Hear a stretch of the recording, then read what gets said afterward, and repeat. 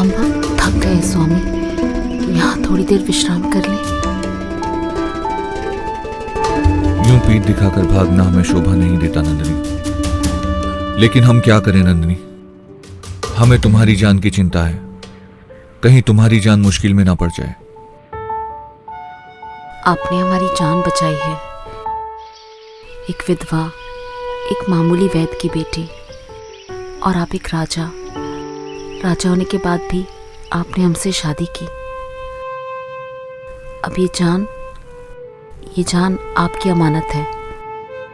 आप जब चाहें इसे ले सकते हैं। तुम कोई मामूली स्त्री नहीं हो नन्नी, तुम्हारे ही शत्रु राज्य का राजा हूं मैं। क्या तुम ये सब जानने के बावजूद फिर भी तुम हमारे साथ चलने को तैयार हो? आप हमारे पति हैं और हमारे लिए हमारे देवता, हमारा सब कुछ।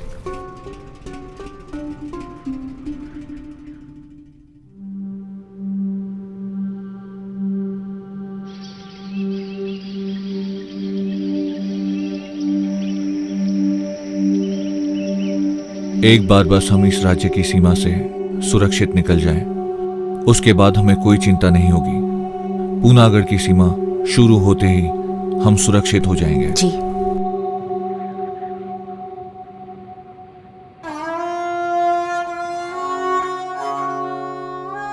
परंतु उससे पहले हम तुम्हें कुछ बताना चाहते हैं।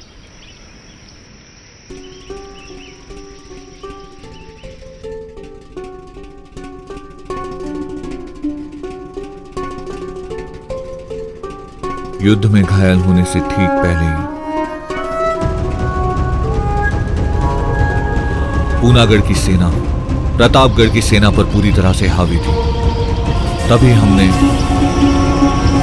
एक शूरवीर को हमारी तरफ आते देखा। सूत्रों से पता चला हमारा सामना प्रतापगढ़ के सेनाध्यक्ष से हुआ।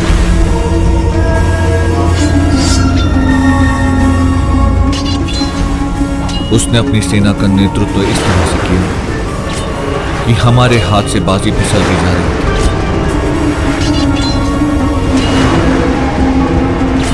हमें उसको मारना अत्यंत जरूरी था और फिर हमने उसका वध कर दिया। वो हमारे ही हाथों वीरगति को प्राप्त हुआ। उसके बाद पूनागढ़ की सेना ने प्रतापगढ़ के एक सैनिक को मार दिया और हम युद्ध जीत गए। लेकिन कहीं ना कहीं उस सेनाध्यक्ष को मारने की ग्लानि हमारे मन में रह गई थी।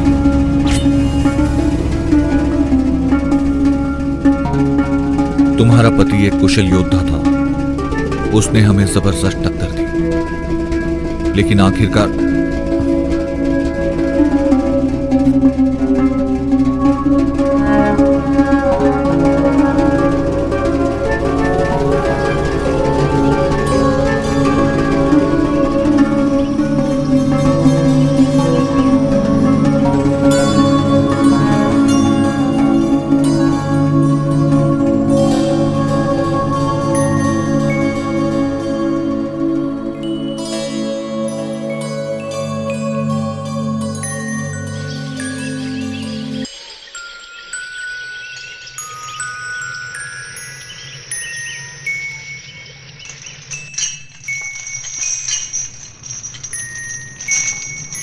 ये कैसी जगह है?